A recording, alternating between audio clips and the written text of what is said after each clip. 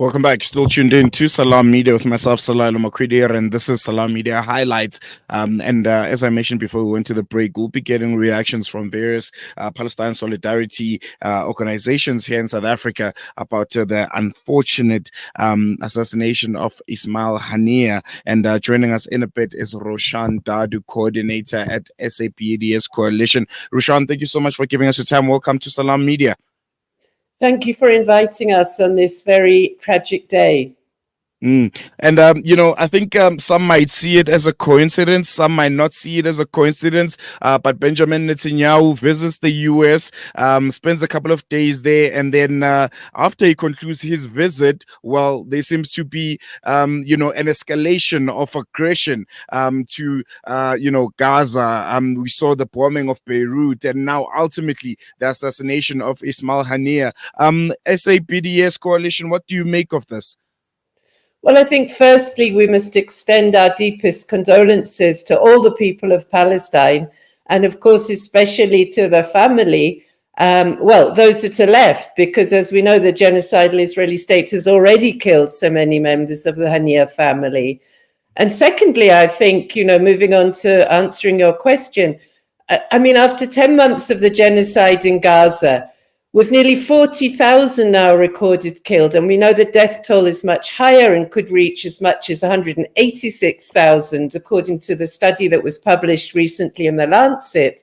And that includes those who will not survive injuries, those buried under the rubble, and of course, those now dying from disease and starvation. And in the midst of this scholasticide, ecocide, reproductive genocide, I mean, the taking of hostages and detention of Palestinians in Gaza, but also in the West Bank. And I don't know, I'm sure many people have seen the stories of the most horrifically brutal torture that are now coming out of Palestinian prisoners. And then again, in the West Bank, the endless home demolitions, the taking of land, the attacks on the villages constantly, daily in Masafa Yatta in the South Hebron Hills, and the settler violence. I mean, this list of Israeli war crimes and crimes against humanity, it just goes on and on. And in the midst of all of this, for apartheid Israel to commit 2 strikes in 2 days into sovereign states, Lebanon, and then, of course, today we heard of the very tragic execution of by the Israeli state, we're sure, although they have not directly admitted to it in Iran.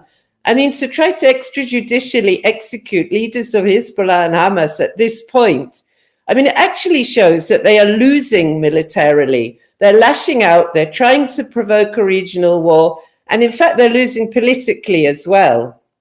And I think as you mentioned, there should be a response expected from this.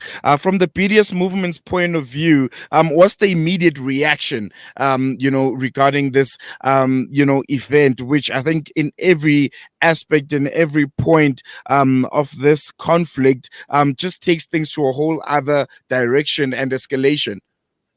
Yes, I mean, I think we can see, having said that they're losing militarily, that they're actually in their last throes. The apartheid regime it's lashing out. It's the last kicks of a dying horse.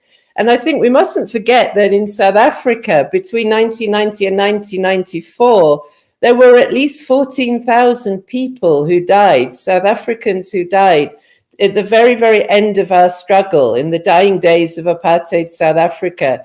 So I think we should, in fact, although there's a great danger of a regional conflagration, and I think it's only the very fascist regime in apartheid Israel that wants this to happen, I think we should look at it in that Palestine will achieve its freedom hopefully sooner than later.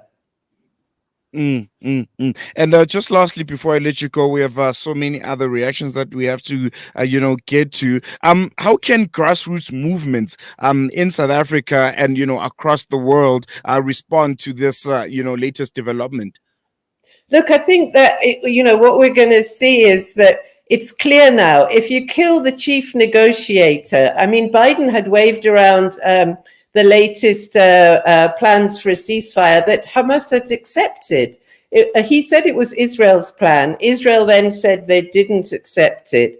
If you then, after that, go and kill the chief negotiator, I think it becomes clear to people all around the world that the problem is not Hamas, as the Western media says, but that it's the warmongering of the Israeli state. And so I think we have to intensify BDS.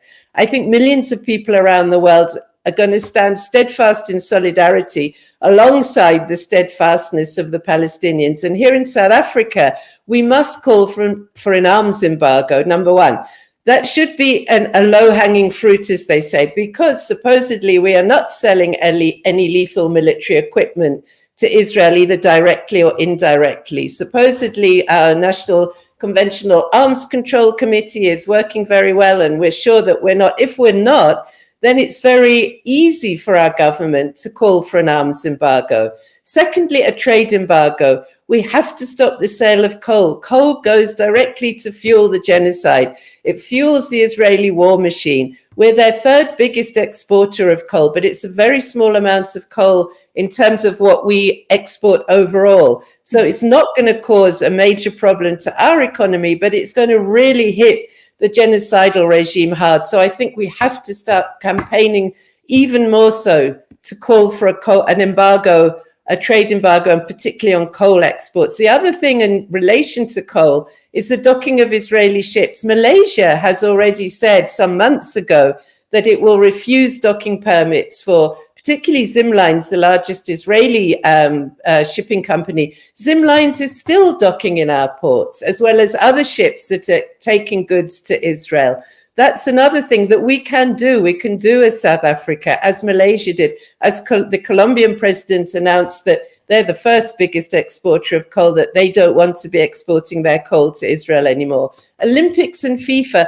Let's press our people on the International Olympic Committee, on FIFA. We cannot see them remaining silent. We have to support in FIFA, especially the Palestinian Football Association's resolution. I think it's now going to be discussed towards the end of August after they postponed the extraordinary meeting of the FIFA Council. Let's keep up the pressure there. And finally, for full sanctions, we have to isolate the apartheid state. We have to end its impunity and be part of the solution, be part of standing on the side of the Palestinian people against settler colonialism, against the occupation, and for true freedom, justice, and equality. All right, we're going to leave it there. Roshan Dadoo, coordinated BDS Coalition, giving us their reaction to the assassination of Ismail Haniyeh. Thank you so much for giving us your time. Really appreciate it. Thank you.